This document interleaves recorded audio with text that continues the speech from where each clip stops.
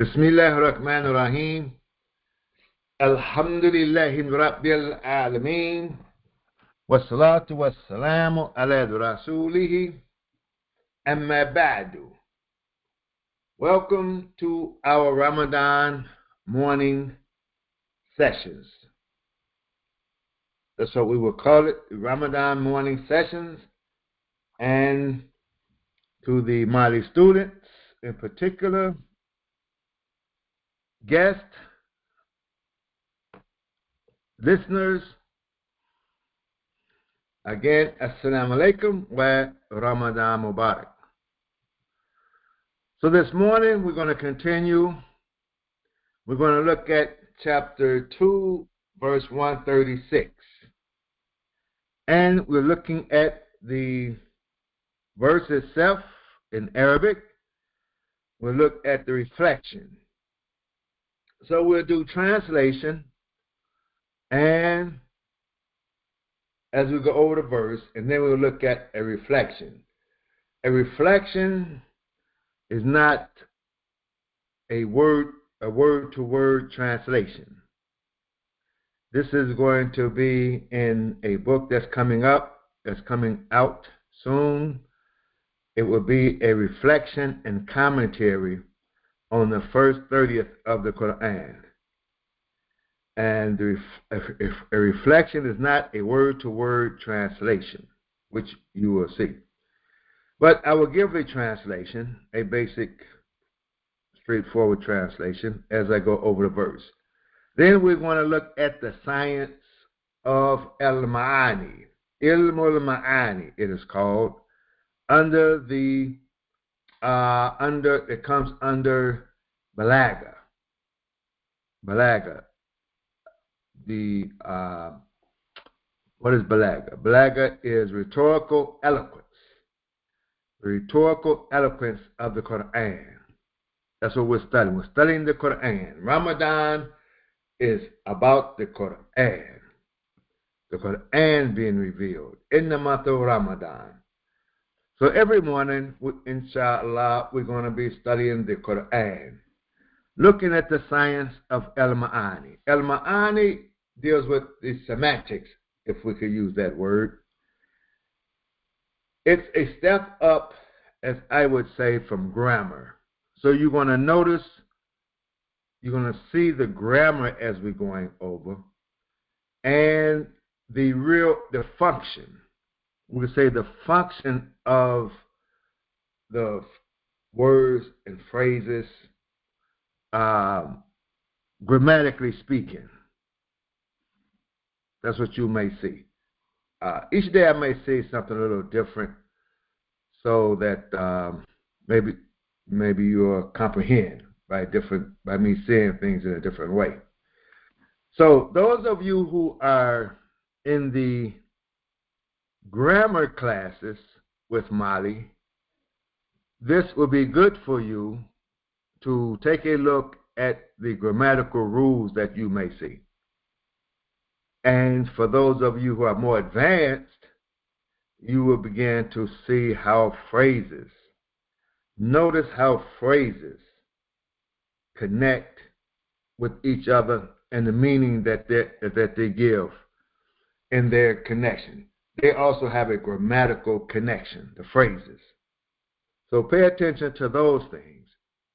I'm going to take my time as I go through this so that you can go back. If you're interested, go back, listen to the recording, and it could be a great benefit for reading and comprehending the Quran. Reading with comprehension. That's the Mali system, to learn to read the Quran with comprehension, more than just recitation. Recitation is kindergarten, though it has its beauty, of course, rhythm and beauty. But that's the initial stage, we'll say, of learning. Pronunciation, enunciation of words. Now we have to look at comprehending what we're reading. So let's jump in. Let's jump in. Verse 2, chapter 2, verse 137. And you will see how this verse continues and ties with verse 136 that we did yesterday.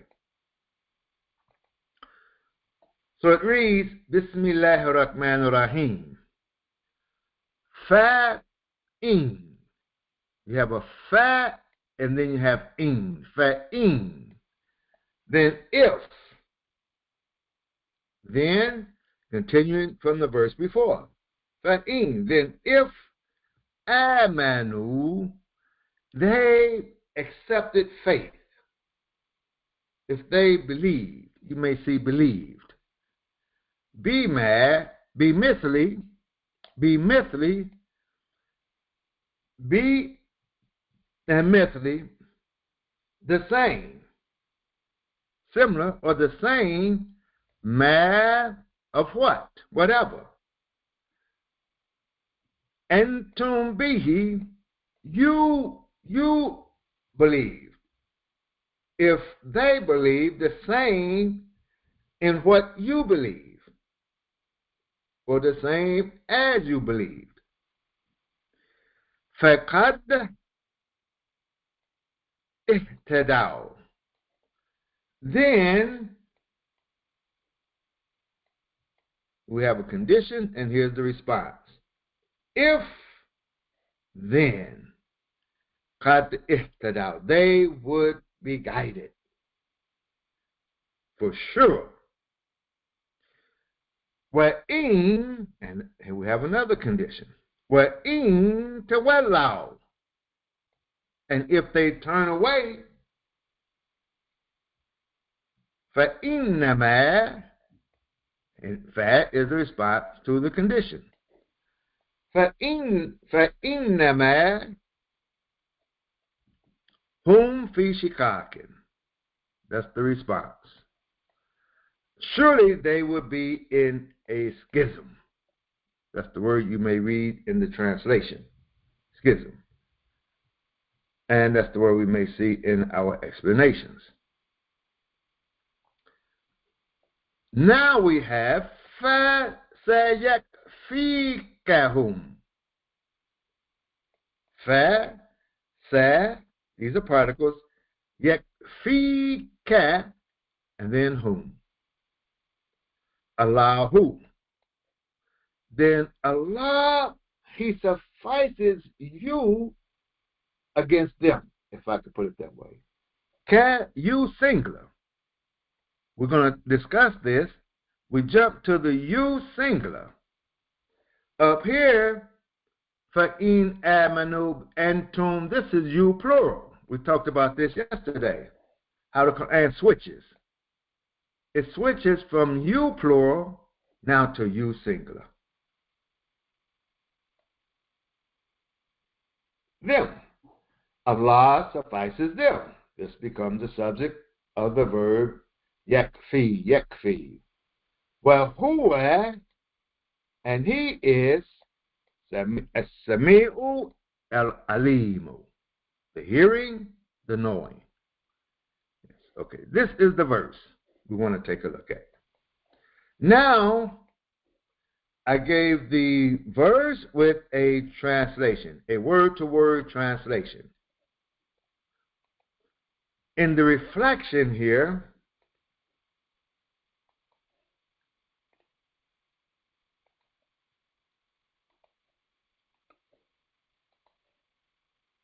if individuals are truly at peace in their hearts and free from fear, amanu, not merely agreeing with propositions, but actively witnessing the divine unity within the diversity of prophetic forms without bias. You can see the relationship of what we were talking yesterday. As as you. All of this is the first part of the condition, if. And encompassing, including the context. So in this reflection, I am including the context. Now, what is this going to do? It's going to take it away from the brevity of the Arabic Quran presented in such concise, brief wording. It may even rob the reader of reflecting, because I am writing out the reflection that I am getting. I'm going to put it in that sense. I'm saying this to say this is not a replacement for a translation. I was asked this question before when visiting the masjid. Will this replace Yusuf Ali or what we already use? The answer is emphatically no. This does not replace it. This will, I'm hoping, educate. I'm hoping it will give you more insight into what's being said, especially if you can read the Arabic. If you can't read the Arabic, then I would suggest that you read a translation with this, but to read it alone as a replacement, I would not recommend that. It's not that type of reflection and commentary. So I will say that and indicate that even in my introduction. It's not to replace something else, but it's different than what we're used to when we talk about translations and commentaries. It's different. I didn't want to do the same as others have done and just flip words around. So it's a little different. So that you would always be in understand where you're at in the reading. It's good to read another translation with it if you don't know Arabic. If you can read Arabic, then you can see how I'm expanding to give meaning to the Arabic more so than the others who have done word to word. Even those who do translations, you will notice how they will say the meaning of the Quran, because they too have to use extra words, because it's perhaps impossible to translate the Quran from its Quranic Arabic text into another language and keep the same meanings, keep the same beauty, keep it all intact in another language. It cannot be imitated. Quranic Arabic cannot be imitated into another language, or it has not been up to this day. And Allah challenges man, and man has not met that challenge. So don't think of it when you're reading this like it's a replacement. So up to this point,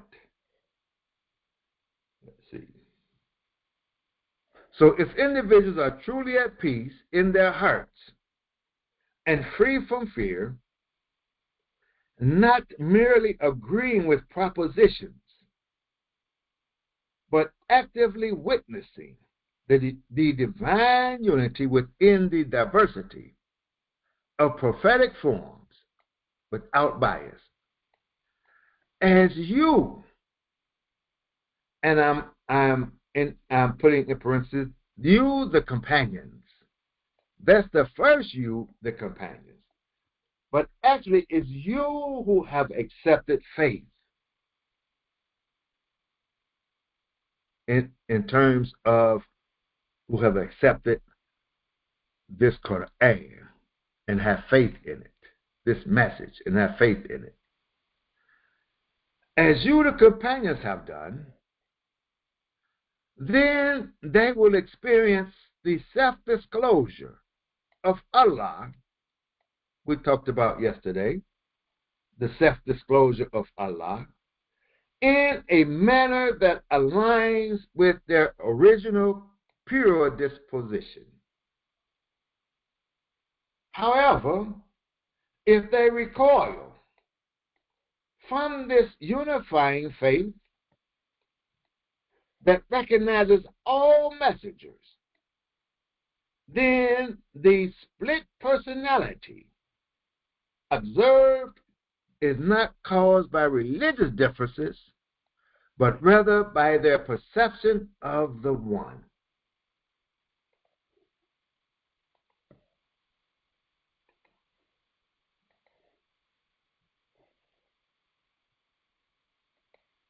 Nevertheless, Allah, the real, will take responsibility for defending the integrity of his self-disclosure within you. Within you. Now, perhaps I need to put in parentheses, you, Muhammad, the messenger of Allah, because it's the singular you, serving as a protector for the heart that witnesses.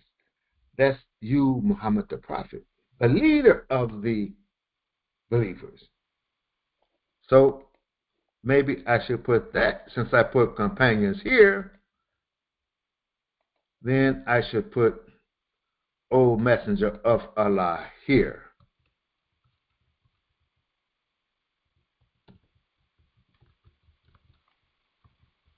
I put O Messenger.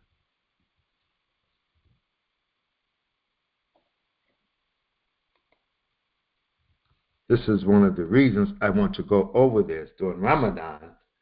I can make these corrections this is the first draft we're looking at. Serving as a protector for the heart that witnesses. He hears every expression of faith or dissent and understands the realities underlying all doctrinal forms. Yes. And even companions in the esoteric sense, we're all, when we are faithful and believe unbiased, have this unbiased faith in this Quran and all the messages, then we, in the esoteric sense of speaking, are all companions of the Prophet. If you understand.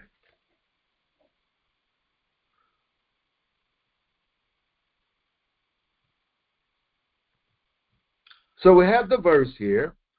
So the overall communicative aim of the verse. Now, I would say this verse employs a conditional structure whose purpose is to distinguish guidance from dissension. Even guidance from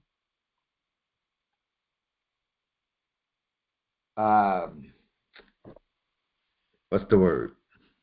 Deception. In the dissension between the parties, there is also deception.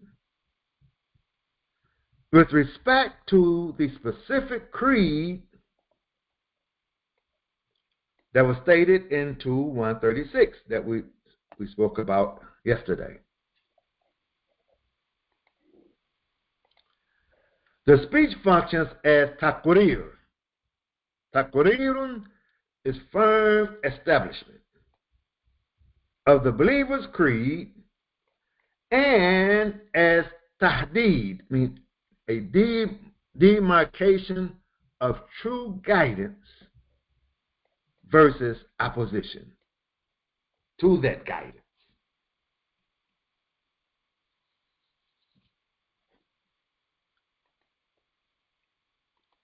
This is the demarcation, the line of demarcation between the two, guidance and opposition, opposition to guidance. In a religious deceptive form,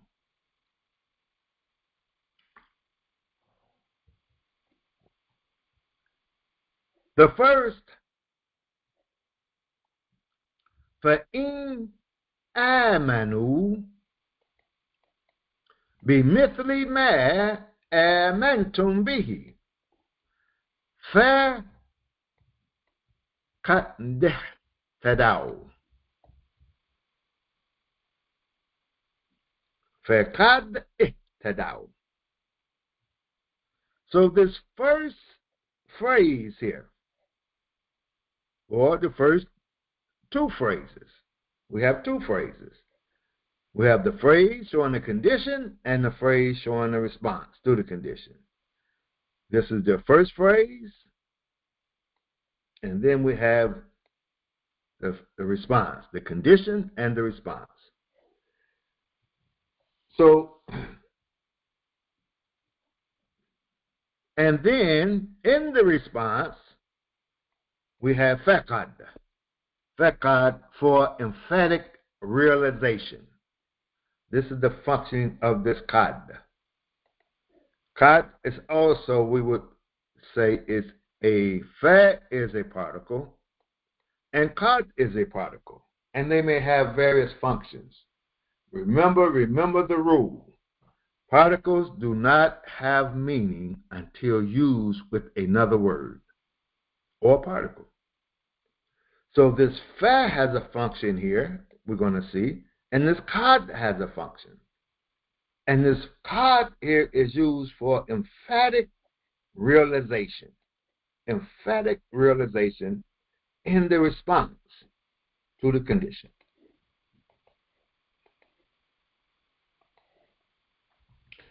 The second, in terms of conditional and response,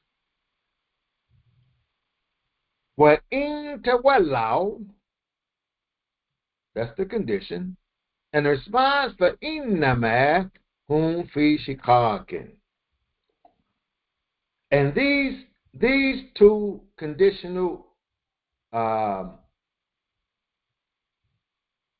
phrases, these conditional clauses with condition and response, they are parallel.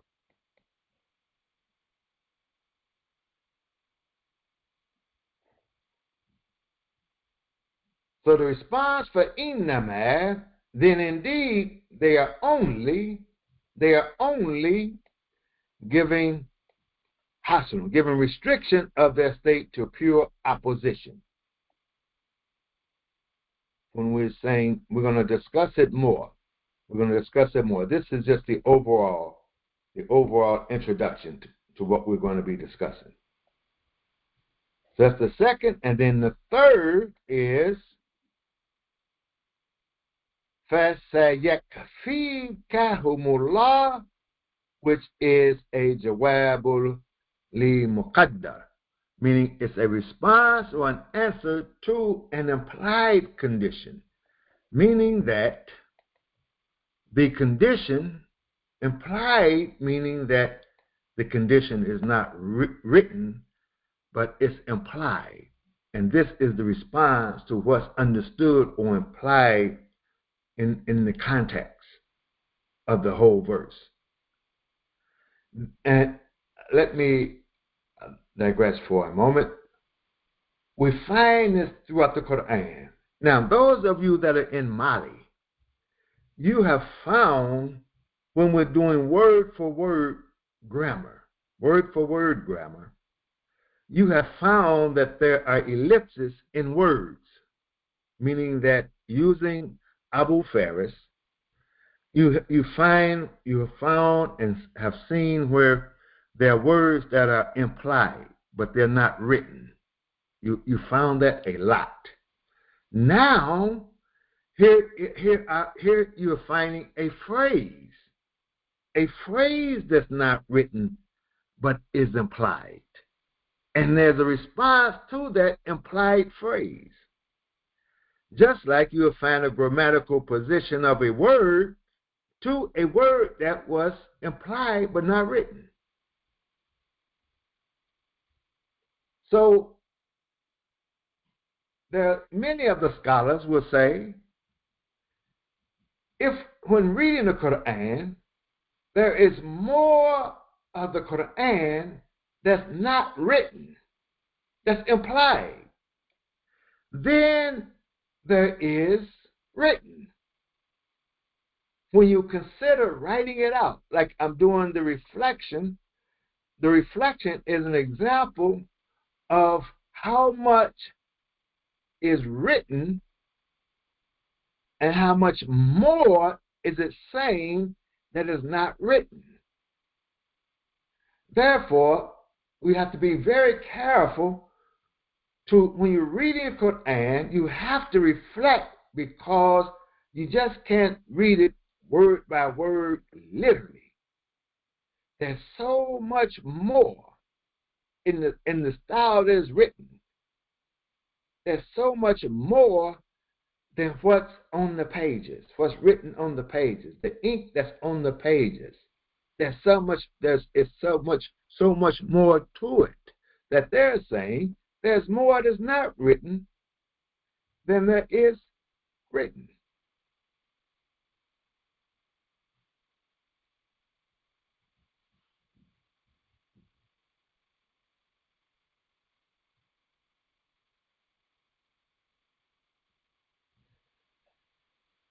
So there's an implied phrase. So this is functioning as wa'dul bin Nasri, a promise of help and encouragement. A promise of help and encouragement. And remember this rule: the shorter the speech, the more powerful the speech. So just by giving the response without the written condition makes the response that much more powerful.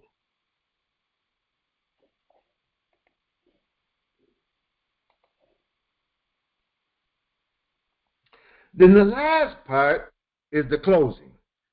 As many of us who attended the Balaga class with our dear Imam Jihad Safar, when I'm teaching Balaga and reading Balaga, I have to pause a moment, even in my mind, to say to myself and now to others how indebted I am to him for teaching the Balaga class. I did not know anything about Balaga until I took the class. I tried to have someone teach before a couple of lessons, and then actually they saw I was serious about it. They didn't want to do it. They didn't want to go through it. And people that do know Balaga, they just don't like teaching it. They don't want to teach it. Until I ran into Imam Jihad Safar, the Imam in Los Angeles, California. And he taught the class, and many of the Mali students were in the class. So I have to really thank Allah for him.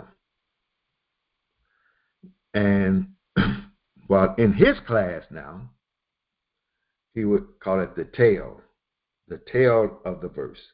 Words like Wahuwa as-Sami'ul Alim, it kind of closed out the verse.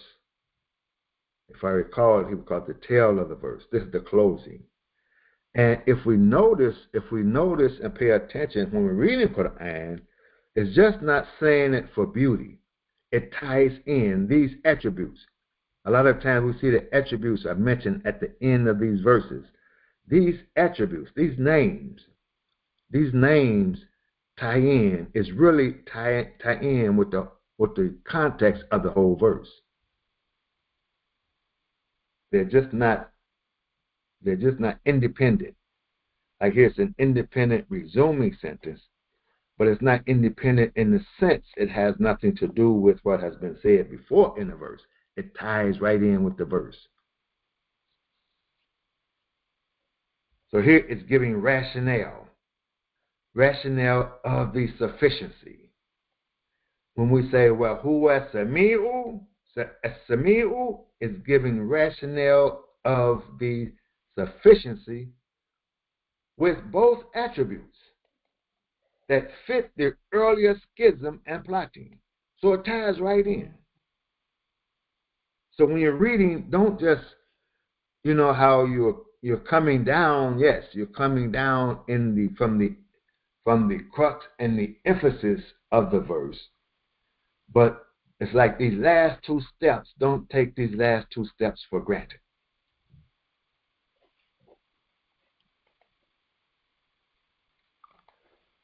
So now let's begin. That's the overall picture of the Quran. So we have the conditional structure, the literal versus the figurative.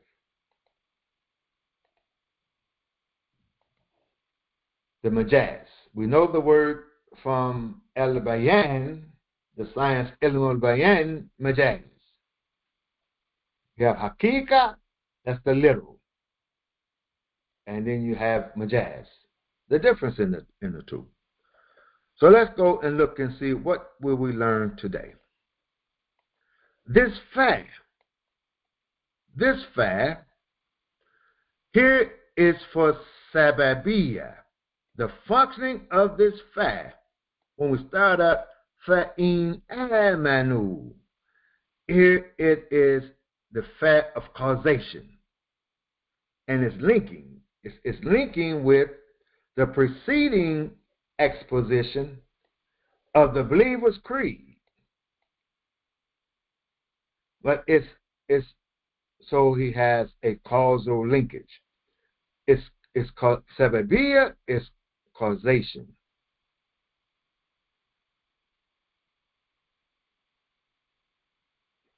As a result of what we said yesterday, because of what we said yesterday in 2:136, this fact is not merely a simple conjunction, atfun. So the students that's in grammar, you should recognize atfun. You may not know sababiyya. Sababiyya is it's in the lesson, but you haven't seen it that much. So here this fad now is fad sababiyya. Now, here's an assignment. Go and take a look at Abu Faris and see if he calls this fad sababiyya or he calls it something else. Because you're going to find the scholars don't always agree on everything. But the way that it's given here, sababiyya, then you read it with causation. If he gives it another meaning, then very subtly the Quran will, the verse will be read slightly different and understood slightly different. So what we're studying now, we're studying, like I say, a little higher than just grammar, but also how we are to perceive and understand what we're reading in terms of comprehension. So it's not this fact, he might say it's atfun. He may say it's an atfun. That's what I'm getting at. But here he's saying it's not atfun, it's sababiyya. He may say it's isti'nafun. I don't know what he says, because these particles, there's a lot. So when you're doing, if you want to look at particles in their function, that's when you want to learn to read tafsirs and see what others say. You want to see what others say in terms of tafsirs or even something like this, and see the difference. And then, as Imam W. Muhammad said to me in our initial conversation of studying Quran, and then you would have something to say. You may have something to say in how you are reading and seeing it. You may see how the Imam reads and see it Once you learn to read Quranic Arabic with comprehension and start even reading the Imam W.D. Muhammad in English, you begin to see which path of logic he's taken, because you will be able to see it in the English and in the expression in the English that he's given.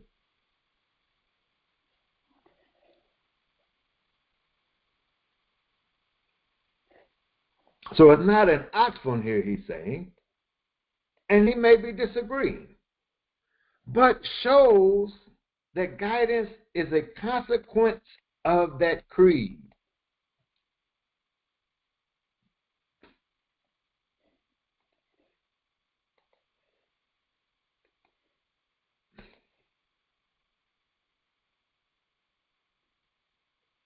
Here's this in, that was the fact.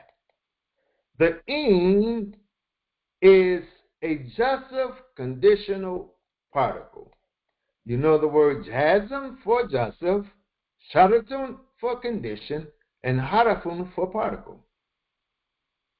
It's a jussive conditional particle.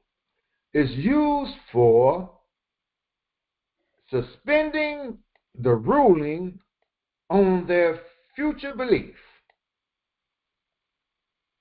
If it's addressing, I want to put emphasis here on the future. It's speaking of the future. If in the future, if they believe in the future,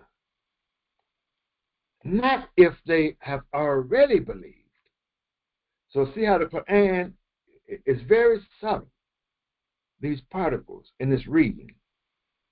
Even though I'm mentioning the companions, even though we're mentioning Muhammad the Prophet, and maybe I need to put it in it would be a lot of writing if I put it in the commentary. But that's why I'm saying that even if they believe, and I'm putting the companions, but I'm talking about not so much the historical companions. You don't want to get locked into history. You don't want to go back into history and stay there and be locked there. So that's why I'm saying the companions.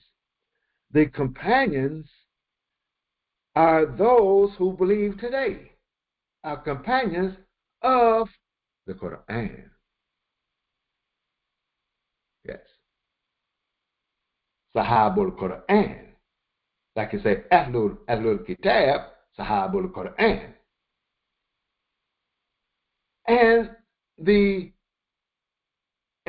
Muhammad, the Prophet, is that prophetic spirit, that prophetic soul that's in all of us, that has now become enlightened by the Quran, that's really in the original nature of all of us, if you understand what I'm saying. This is not a class for those who are not coming to learn, but if you come in and already know, you'll get confused.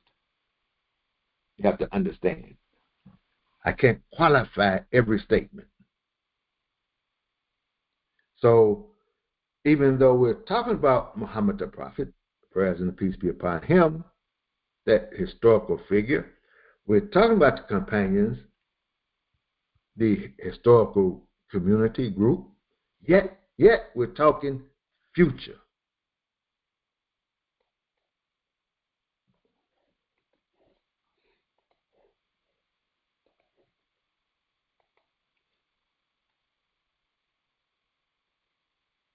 Bimithli ma amantum bihi. This next part of the verse. So let's go back. Let's make sure we keep our bearings. So we just discussed fa'in amanu. Now we're going to discuss bimithli ma amantum. The next part of the phrase.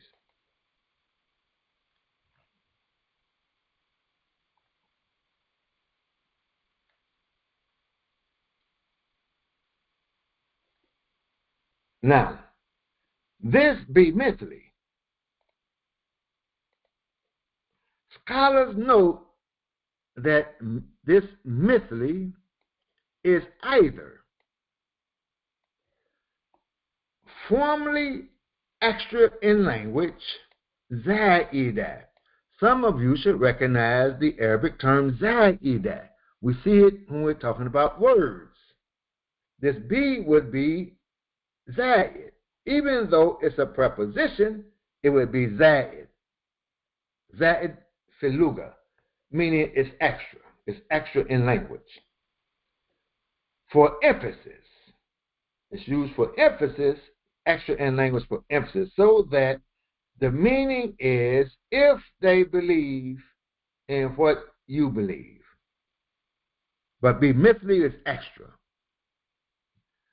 And in it being extra is understood by the language of the Arab.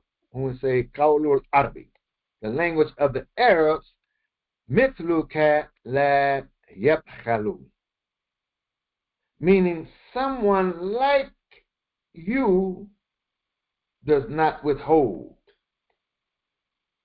If they believe, be mithli, someone like you who do not behold, meaning you do not withhold. Withhold. You do not withhold. If they believe like you, who do not withhold. Or it is literal in the sense that similarity between faith, X of faith, indicating conformity in genus and characteristics without implying multiplicity of the objects of belief. Meaning that if their belief is the same as your belief, and keep it in mind, 136, verse 136, if it's the same,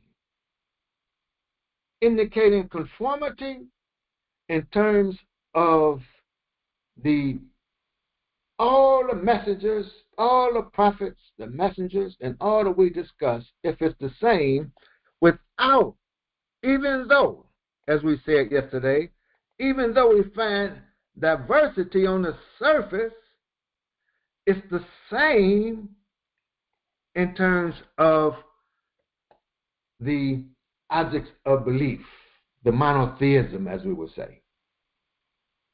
And that's where the subtle deception may come in, is on the surface, it may appear as though it's monotheistic, the belief in one Allah, and from that one Allah, we all believe in all the messengers from Ibrahim, the whole land, all the way down to Muhammad. It may have that subtle, when we have these interfaith interactions,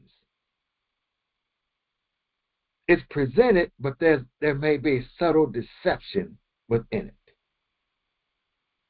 This is and now you can see, after we have said what we have said yesterday, now here is the condition. If it is, what we're saying it is, in context with 136, in terms of the genus and characteristics, though we have diverse traditions, but we're not implying multiplicity in terms of the objects of belief, including the one Allah. Then we have the response. This is the literal sense of mithli. From an ilmul ma'ani angle, taking mithlu as zaid, meaning extra, yields restriction. Mean no guidance unless their belief itself is identical to yours in terms of the concept, meaning that it's identical in terms of mind.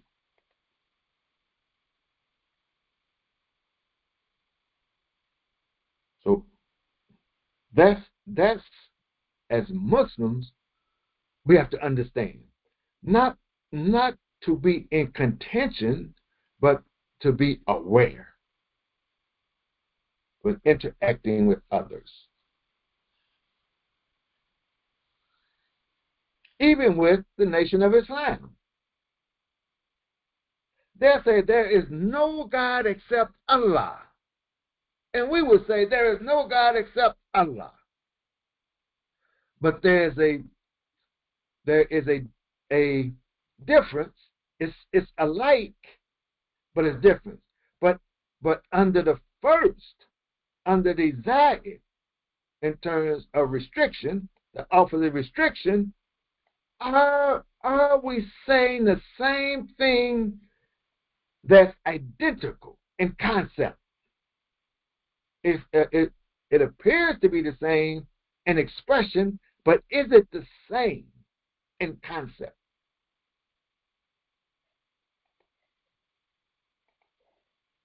So we have to be aware of it.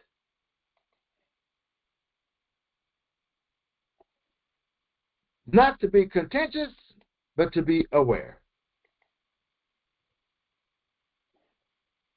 And this is with all other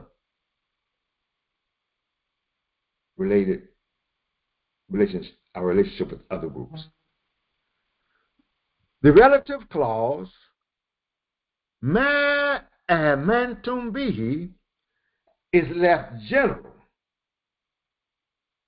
to encompass all that was detailed in the previous verse. All revealed scriptures and messengers. In the previous verse, it was detailed. Here is just ma. We have ma as a relative particle, and then amantum is the relative phrase.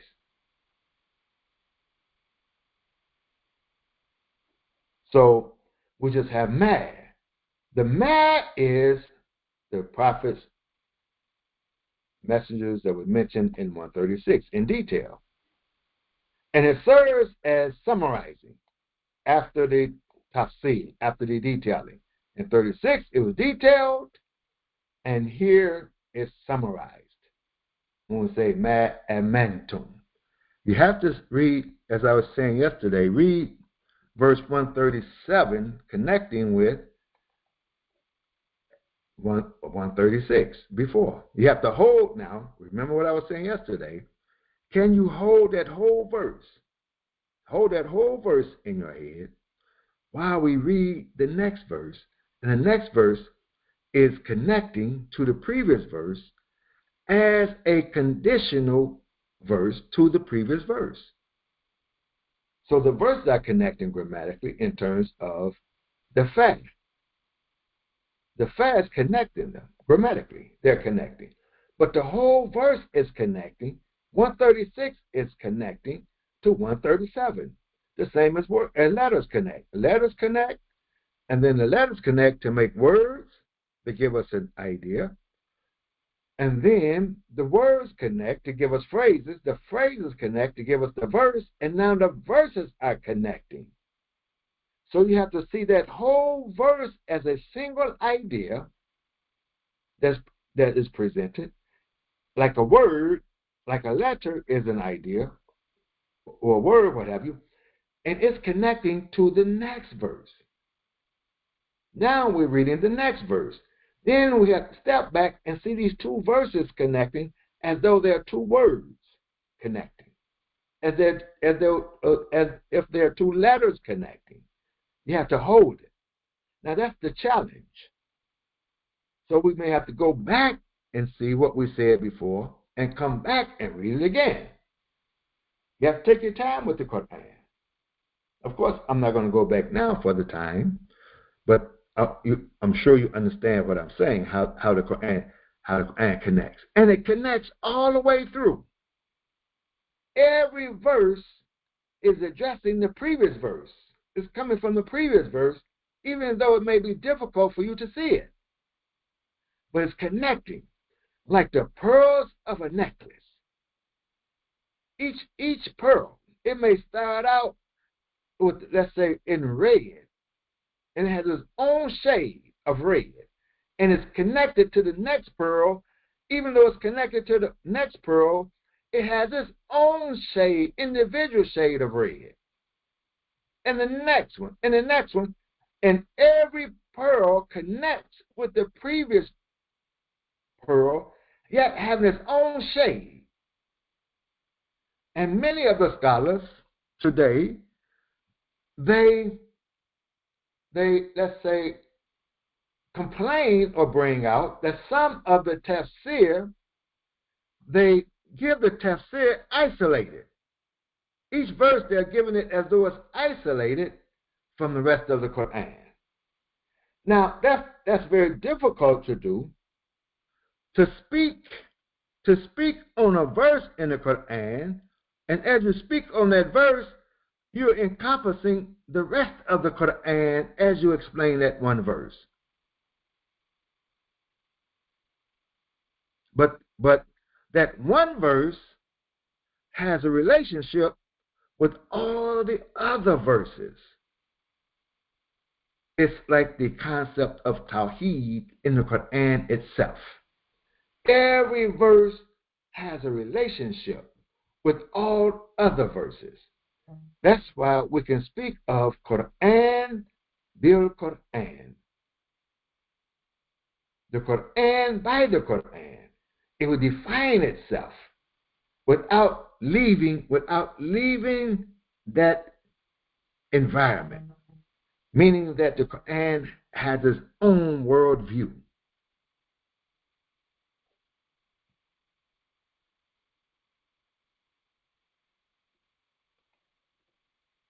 Okay, let's continue.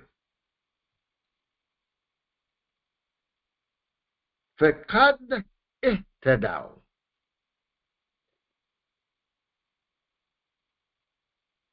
Now, let's go back to the verse. Let's go back. Each time we'll go back to keep our bearings.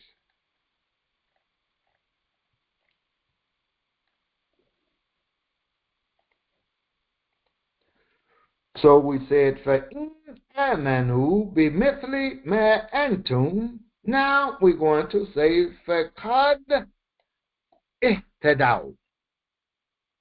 If we blend it, we say, فَقَدْ اهْتَدَوْا. Sound like one word. But it's فَقَدْ اهْتَدَوْا.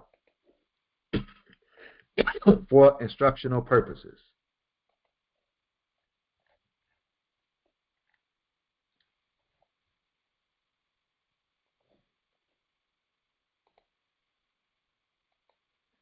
So fa is the jawab al-shart. It's the response to the condition. Now, let me pause and say, as you know, I'm not looking at the clock. You know from the Mali classes, you have the moods, and you have the moods, the sheet with the moods conjugated, and you also have the mood, the particles, and there are a group of particles that are conditional particles. Here you have in. In is a conditional particle. But let's go back. Let me show you with the verse. So you'll have a reference for what we're talking about. I don't want you to be lost. Let me do this.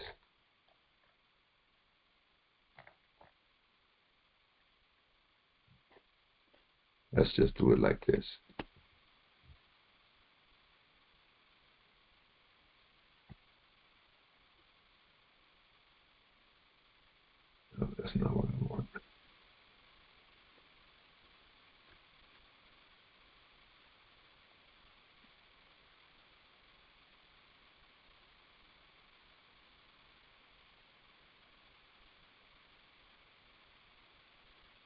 we'll just put the verse here, so we won't have to scroll as much.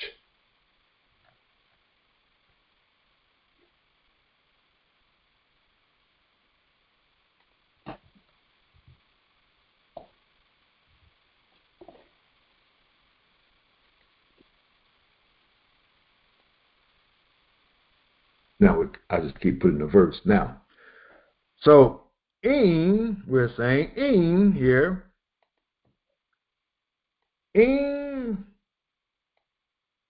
tawallau.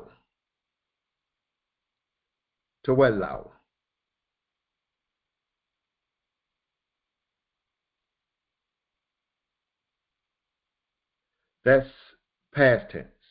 Form 5, past tense. But this is a conditional particle. We could say tawallau is in the place of the Joseph, but it's not Joseph. It's past tense. Yes. Like amanu. Amanu. It's not Joseph. It's past tense. Instead of the Joseph. We'll talk more about it. I'm not going to give it all now. I just want to show you. Then you would have a second Joseph verb, but instead you have the fa as the response to give you reference of condition and response that you already know, especially those who are in this part of the grammar study. That's why it's beneficial for you all to come and join in and listen. You're going to benefit. And those who don't know grammar or don't know the Arabic at all will still benefit, we hope, from the presentations. So this fact is the response. When you have a condition, there is a response. And as we see, we have a response at a certain point without the condition. The condition is understood. Sometimes you're going to have a condition and the response will be understood. There's a lot of ellipsis that goes on in the Quran.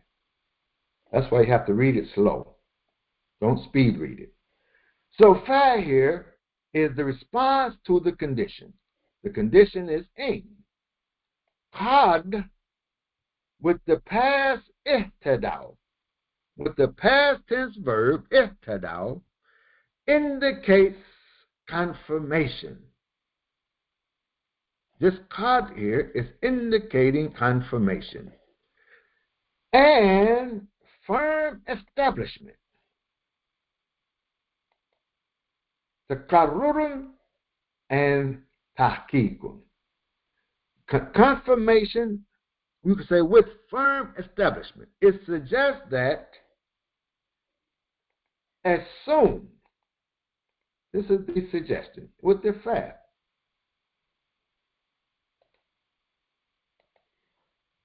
as soon as this condition is met, guidance is considered firmly realized and settled. That's why it's showing why we use the fa instead of two verbs.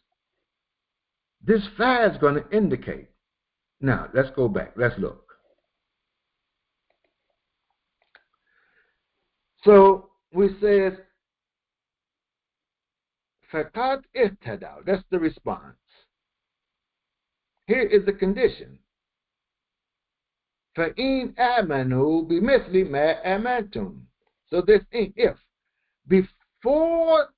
Before they receive guidance, this faith has to be fulfilled. And this faith has to be fulfilled the same as you believe. Not partially fulfilled. This whole condition has to be fulfilled, like a contract.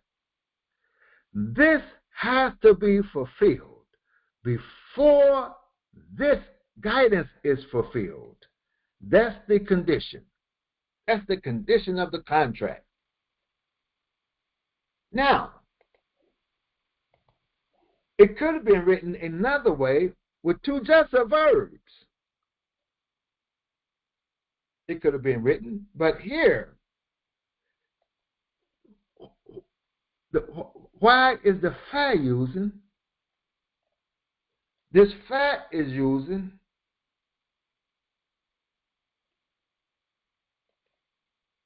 to indicate as soon as, right away. Not a why. A why you could use why, but when you use fa, as soon as one thing happens, the other thing happens right away.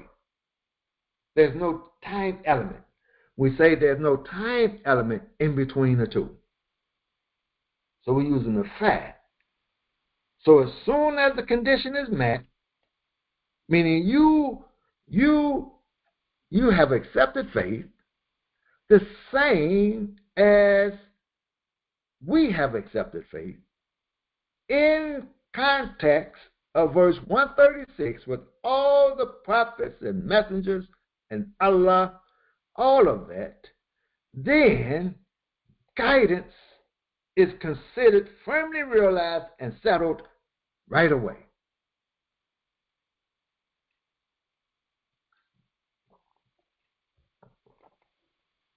There's another point to we're going to look at. There's a lot to unpack in one verse. Now, look at this. The use of the past tense, ihtadaw, instead of the future, because we said in is a future reference,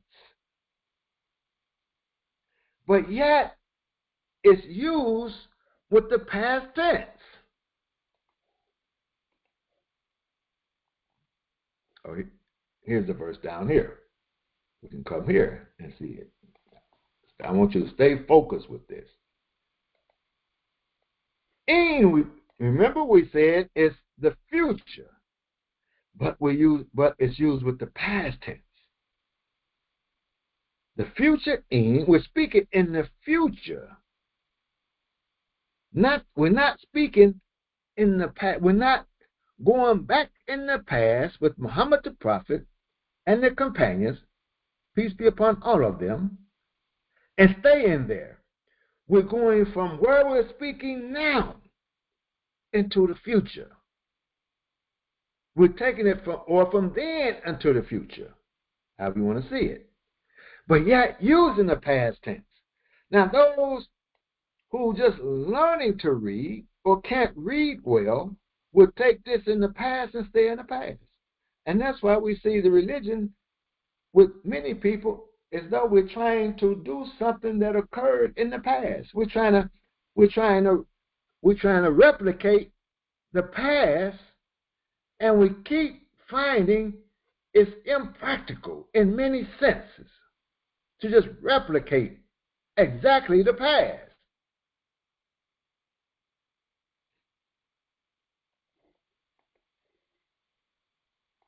And then instead of thinking and rereading and thinking, because this is a book for all times, using good sense and analogy, I'm going to say, we can apply the book today. Kind of digressing a little. That's why I keep saying, year in and year out, just think about it and watch. It's impractical to cite a crescent with a large metropolitan group of people one night, in the night, and the next morning have to eat with all logistics in place. It's impractical.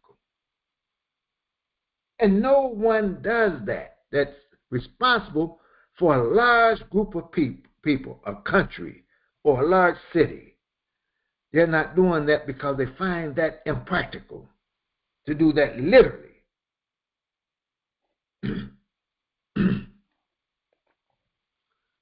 But we have those who want to go back in the past, read one line, and imagine what that line is saying, and then want to practice it, and each time you come up impractical.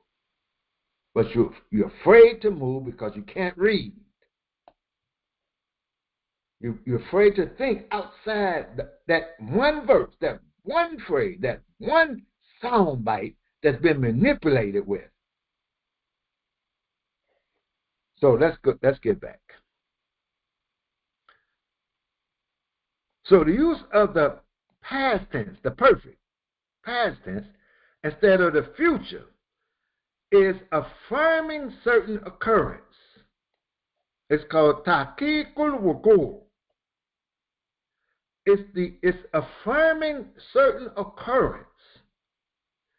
It's portraying the future as if already actualized. When you see there are times, to put it in this language, when we want to assure the future, we use the past tense. Like we say in English. I would say, okay, I've talked enough, I'm out of here. No, I'm not out of here, I'm still here. But to assure you that I'm leaving, I would say, I am out of here. I'm gone. As soon as I finish this lesson, I'm gone. I don't say as soon as I finish this lesson, I am leaving, I am going. I say as soon as I finish this lesson, I am gone. I use the past tense to assure you that I'm leaving as soon as I finish. It's done, as though I've already left. But I haven't left. I'm not finished yet. So this is what this is doing, this language. We have the language in English. We have this kind of language in English. We borrowed from the Quran. We have a lot that we have borrowed from Quranic expressions and language.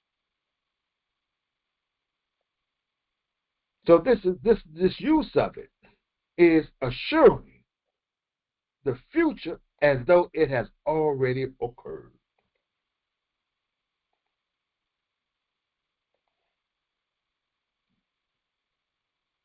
Now let's go to number 4.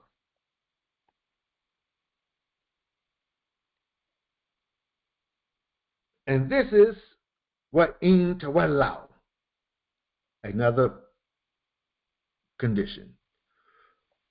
So number 4 is about antithetical pairing between two conditions. You have two conditions you're putting together, face to face. Maqabala. They're face to face.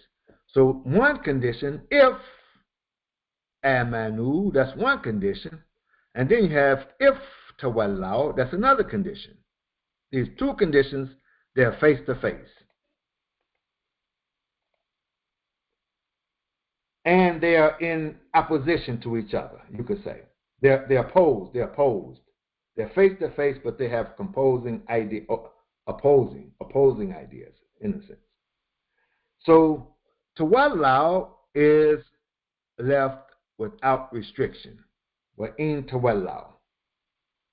No explicit object like anhu. What he's saying here, you're saying if they turn, but it doesn't tell you they turn from what. Not even using a preposition. If they turn away from it. So there's an implication again. To imply general turning away from the truth explained. Creating brevity by omission. If they turn away from all that we have said in 136, if they turn away from it. One is if they believe. If they believe in it like you believe, but now if they turn away from it. So it's creating this brevity by, again, this ellipsis, by omitting. But it's understood. In the mind, it's understood. And the context that's understood is the faith. It makes it understood. The object is understood. For in tawallau, there's no object. Let's go look. Anhu or subject, pronoun, or anything. It's just, if you look at it, it's just what into what law. There's no object. If they turn from what? But it's understood, faith. But the faith is understood if they believe, but this faith is understood in this first. See, they're coming together, these conditions. The faith is understood, but it's understood by what we said yesterday. Now, here, we're not going to say it again. It's not necessary to say it again. It's not necessary to repeat yesterday. So it's strong. That's what it means by we're going to make it brief by omission. But knowing the context here. The context. Now, there was a context. Someone said yesterday in discussion, they said, yeah, but we have to look at what came before 136. Yes. Then we have to look to see what came before that. Yes. And you have to hold it all together as we're going. So the use of the same conditional particle in creates a mirror contrast. That's in terms of muqabala. A mirror contrast, face to face, with the first condition, belief versus turning away. The first condition is belief, and this condition is turning away.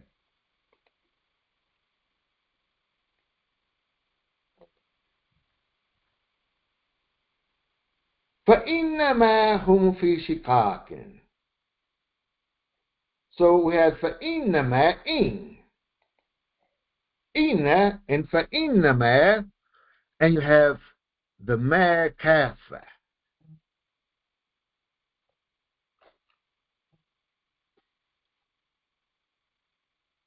We have the ma, which neutralizes its grammatical work. That's this ma, in this ma. It gives an instrument restriction. So we can call this, and you may find in certain books and readings, that it's the restricted ma. And in the ma, it's the restricted ma. They are nothing. They are nothing but schism. But in a schism. They're only in a schism. This ma here, it shows restriction. Yes, you see how we'll step up from the grammar.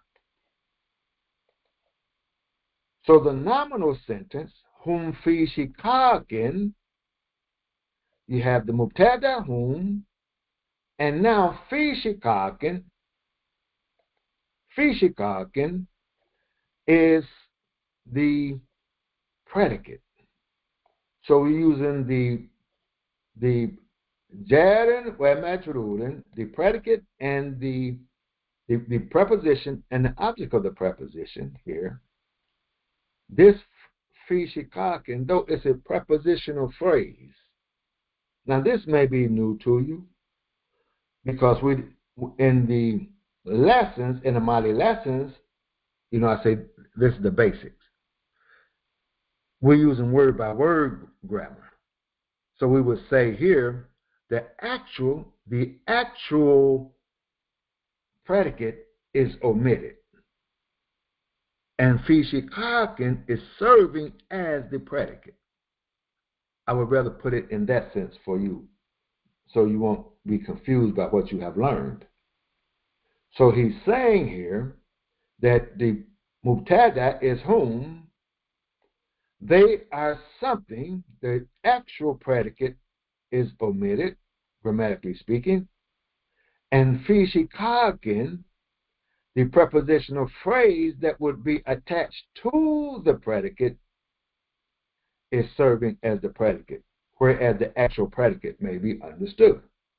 I hope you understand what I'm saying. If not, in our discussions, you can ask the questions. And this phrase, this nominal phrase, here is chosen over a verbal one to depict a stable, entrenched state is used.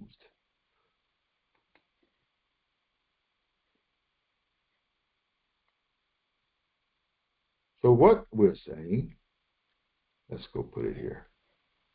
This is 5.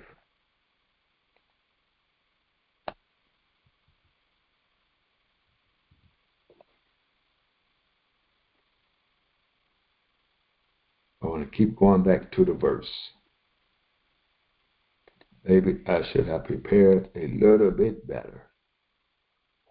So we're looking at فَإِنَّمَا. That's the response. فَإِنَّمَا. And then هُمْ فِي شِقَاقٍ.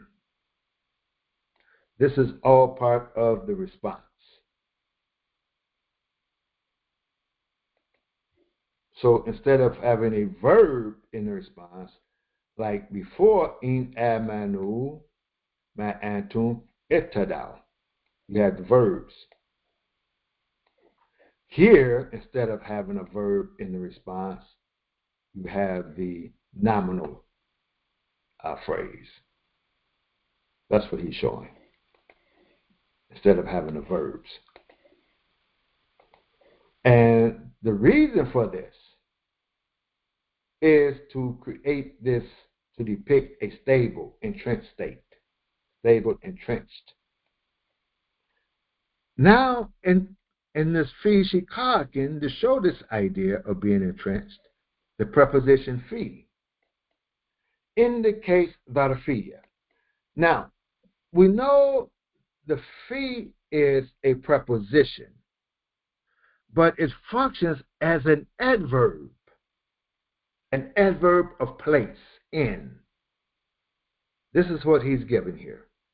It's picturing them, its location, a place. It's a darfiyya, an adverb of place. Picturing them immersed in schism as a surrounding environment rather than merely doing an act of opposition. This functioning of fi shikakin, is giving them the picturing, like we have this in the ilm al-bayan, the imagery. Here is creating imagery. And in the imagery is creating that they're in this environment. I would say even in a hole, can't climb out this hole, the hole of schism. Rather than just them just being in opposition, no, they're in this condition that they're in.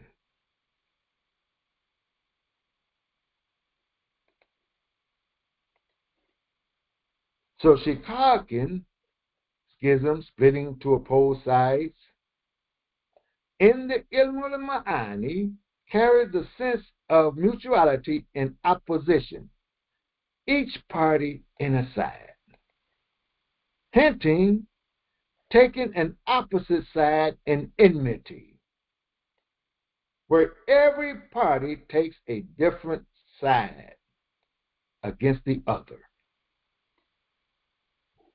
which entails stubborn enmity and persistent conflict. Now, I'm going to say this. This is not just, we have the opposing sides we're talking about, the two opposing sides in faith. With one side, with its deceptiveness, presenting itself as though it's like the other side, but really these sides are at odds with each other. This is not only speaking of the Jewish and Christian, and the Muslim is on the right side. They're the good people. They're in the right faith, and they are opposing us with the wrong faith.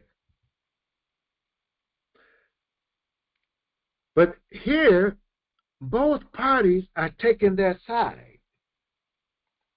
It's taking sides, and there's a persistent conflict. And the conflict is not always initiated by the Christian. You'll be hard pressed to find many Muslims, hard pressed to find them saying anything good about a Christian or a Jew. Persistent. The Muslim is persistent in the conflict.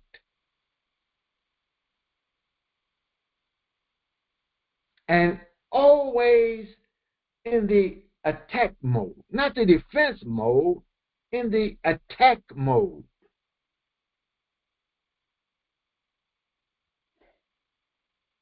Of the conflict. When in reality, because we as a people have experienced both sides. Since we have an experience and a knowledge of both sides, when others may not have a knowledge of the side that we're on right now.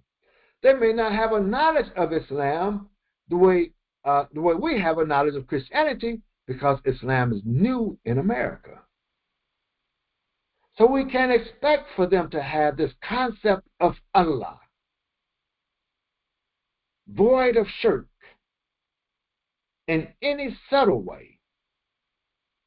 Because in America, we never had a concept of the Creator, the deity, in this sense. Now that we have it, we shouldn't be the ones who are initiating the conflict. We should be the one that's showing and helping for them to understand the environment, the schism that they're in, and not us being in the schism with them.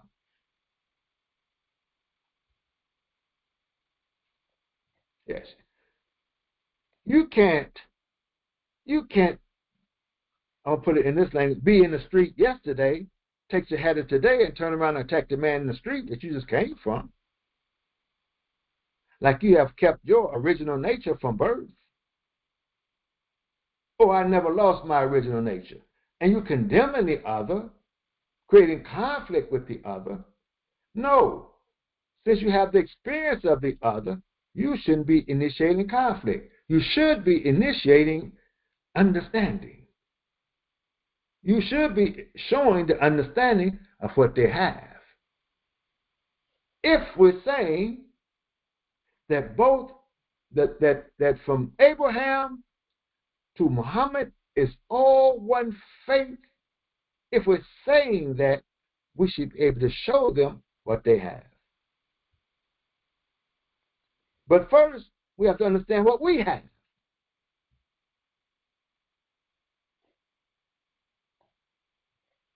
It's not about who has the blue bandana and who has the red bandana.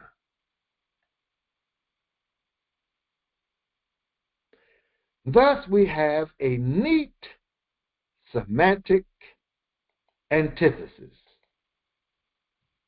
Side 1, ihtadaw. Or side 2, shikakin. Side 1, guidance. Side 2, dissension.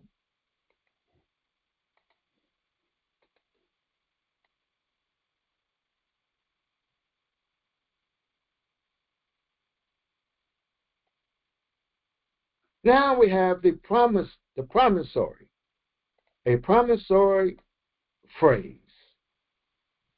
Sufficiency in Allah. You have the two conditions. Now here's the promissory. The fa connects when we sing fa sayakfikakum Allahu. The fa connects this promise to the prior schism. It is as if the implied meaning, because it's connecting to the prior phrase, dealing with the schism. Do not be distressed by their schism. That's what's implied. Now, let me say this. This could be penciled in, not inked in.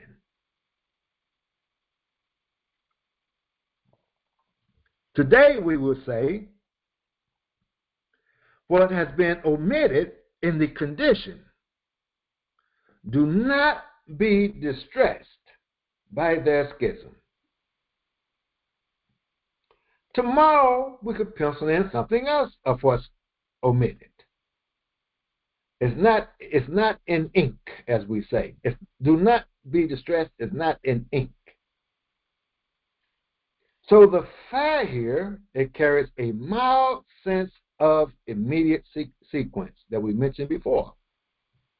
It's right after.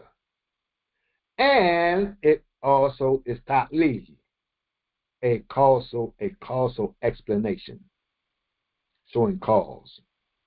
You have the fa, we said sababiyya, it was the fa sababiyya, that's causal. But here, this fa could be a fa of sequence, showing sequence, and in the sequence, it's an immediate sequence. It could carry both, like we explained before, together. This is the fa. That's speaking about the fa. The functioning of the fa. Once you see the fa grammatically, the functioning of the fa. Sayakfi kahum. Sayakfi kahum.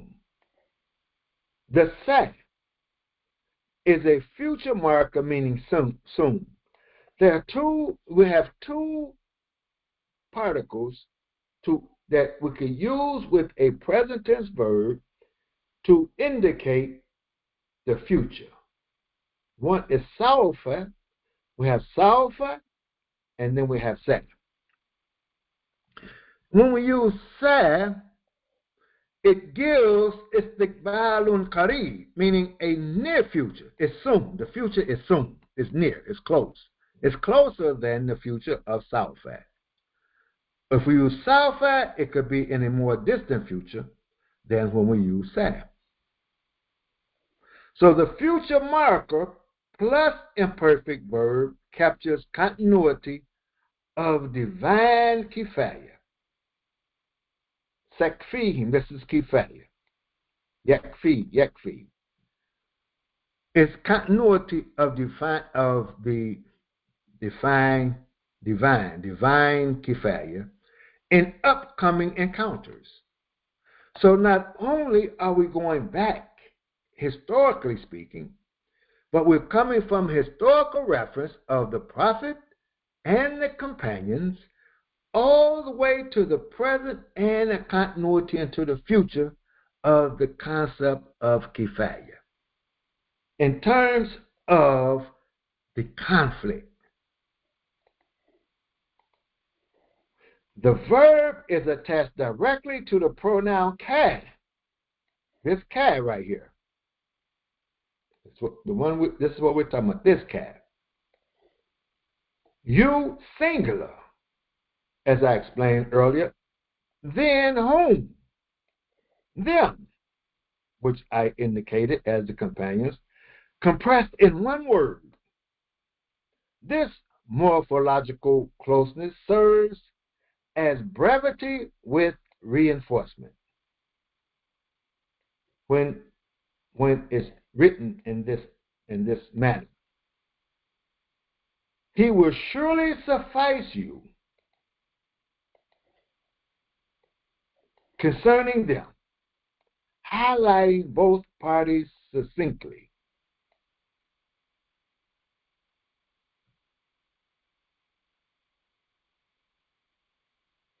mentioning the divine name Allah as the explicit fa'il. Fa'il is the subject, the doer or the subject.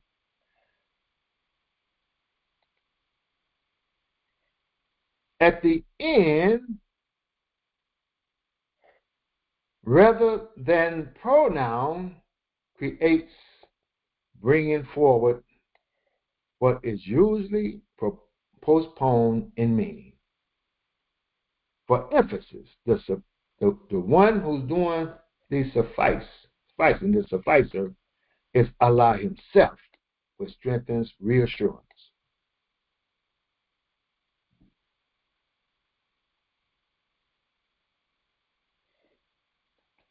By using Allah instead of the pronoun.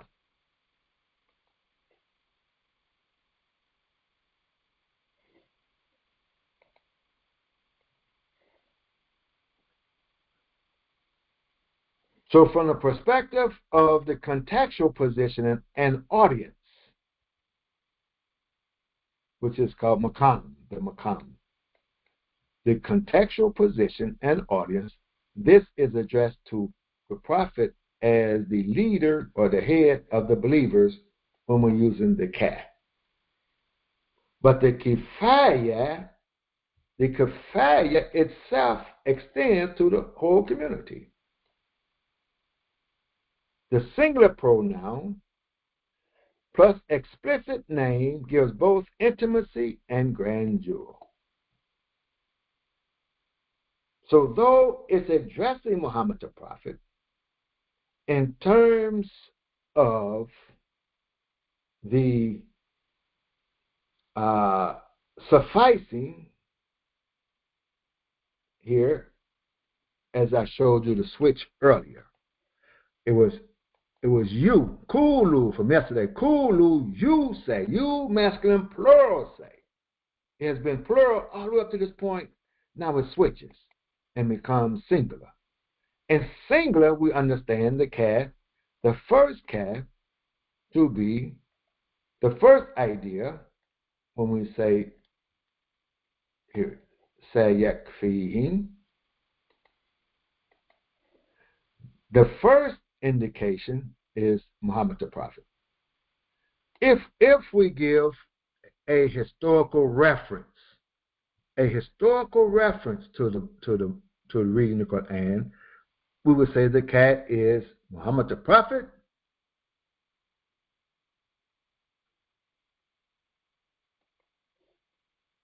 and the you masculine plural is the companions. That's giving it a historical reference. However, that cat we're going from the community to the individual. That cat is for even though we're saying you in the plural sense when we're saying you. That's the whole community has been addressed. Now we're coming to every individual in that community. Allah will suffice every individual in that community, as well as extending it to sufficing to the whole community. It extends to the whole, but it's for every individual as well.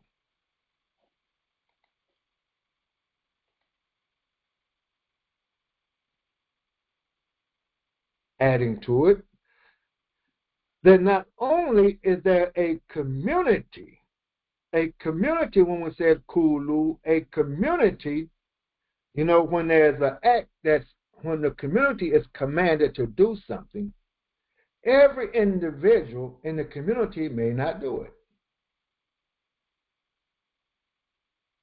It's called kifaya. The concept of kifaya, right? Here is sufficiency, same kind of word. Then, let's say, for example, we have the janaza prayer. Everyone in the community that has the ability, if you hear of the janazah prayer, you are to attend the janazah prayer. You are to attend the janazah. But if enough people attend the janazah, then those who do not attend is not punished. If a sufficient amount attend, then those who do not attend is not punished. However, if no one attends, then the whole community is punished. If enough attends, no one is punished. If the whole community, if enough attends, no one is punished. If no one attends, everyone is punished. So here we have in here that Allah suffices the individual and it extends to the community. Here, the individual is going to be sufficed against the others. In this context we're talking, the individual as well as the community. Every individual will. It's not like enough people will be sufficed in the community that the individual, if he's not, then he's just part of the community. No, it's given. You have a responsibility as an individual, and you are sufficed as an individual. Everyone is sufficed as an individual. Now, the one who attends the janazah may receive blessings for attending. You didn't attend, you may not get the blessing because you didn't attend. But that blessing may not extend to every individual, or it may extend to every individual in the community. But I'm trying to show you there's a responsibility here on the individual as well as the whole community. This language, this kind of language. We're going from Muhammad the Prophet first to the individual without remaining historical in perception. Without remaining historical in perception. The last part, وَهُوَ السَّمِيعُ الْعَلِيمُ. This phrase here is isti'nafiyah, meaning that it's an independent starting anew. It's like a new phrase now. Let's take a breath of air and we're going to have a new phrase. But it's the tail end of it. We've discussed the meat and potatoes. It has been discussed. Now we come down to the conclusion. We're being anticlimactic now. We've reached the climax. Now we're being anticlimactic. Giving the rationale for the preceding promise, his kifaya, is tied to being the all-hearing and the all-knowing. The explicit pronoun huwa is used instead of a bare nominal sentence to give strengthening of the judgment. So we're using the pronoun huwa, this structure.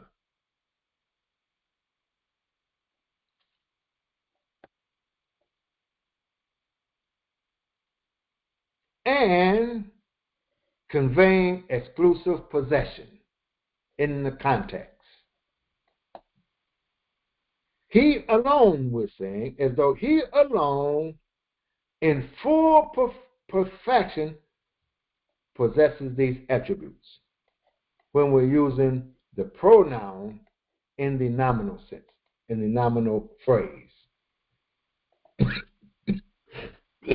Another way of showing ikhtisas, exclusivity.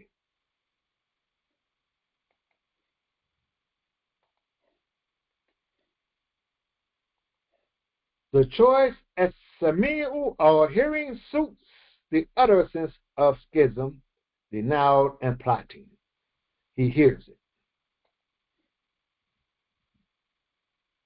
And the choice of al-alim suits the inner thoughts, the hidden thoughts, and designs, tying back to the schism, which often involves covert hostility as well as manifest opposition. What I'm saying, the subtleness in the differences and in the opposition, the subtleness and the deception. Allah hears and Allah knows. The pairing these two names here fulfills the requirement of the situation. The messenger and believers are reassured. The individual and the community is reassured that nothing of their enemies, words or schemes, escapes the one who has taken upon himself to suffice them.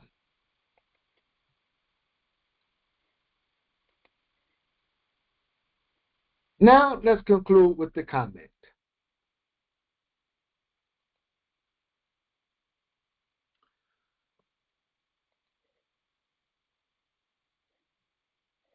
To believe as the righteous companions of Muhammad the Prophet did, adhering to the message of a unified prophethood, is to respond to the original human nature and group soul of Adam and Abraham. Now let me impose a comment here. Muhammad the Prophet and many of the companions, they were known as Hunafah. They were known as the Hunafah, the upright. Abraham is the Hanif, and they were known as the Hunafah. But perhaps they had lost scripture or what have you, but they stayed upright in their good nature. They adhered to their good nature. We find people like that today. They may not be claiming religion, but they're good people. They have that good nature, and they're good-natured people, and they follow that good nature. Muhammad the Prophet was like that. The prayers and peace be upon all of them. So here, to believe, and then when Islam comes, it aids that nature, that original human nature they had. They stayed with that human nature. So a singular community oriented towards Allah. This perspective highlights the essential pattern of a healthy community mindset versus a fractured, hypnotized one.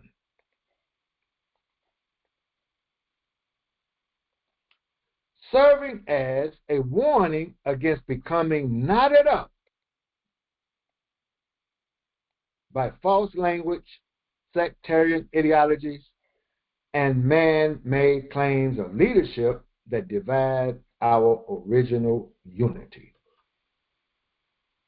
To believe as the companions believed means allowing that original pattern, the Hunafah, Hanif, to be shaped within your own soul and community, rather than freezing history around specific personalities or sectarian labels.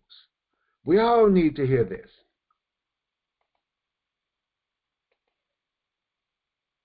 We mentioned some of this yesterday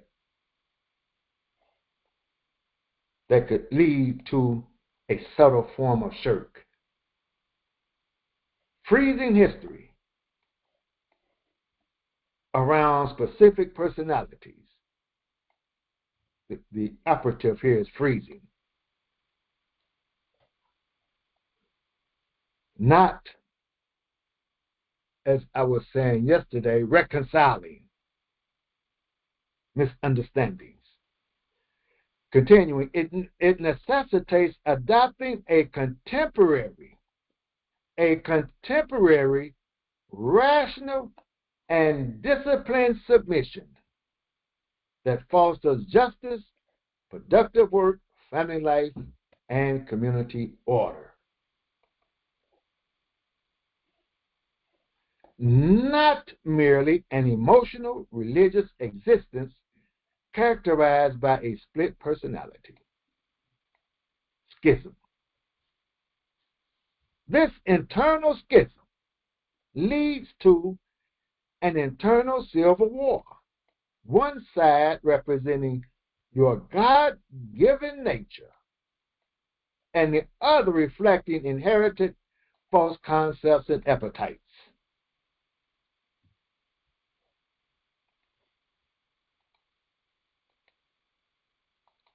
This is within the individual as well as in the community. The true protection for a believing community lies in Allah's plan as articulated through the Quran. Sound language and rational community living, rather than through fear of elites,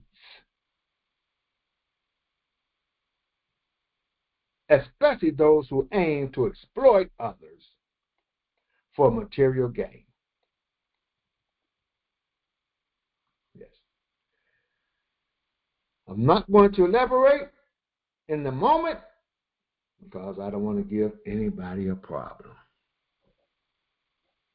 Personality worship and leadership keeps people mentally enslaved.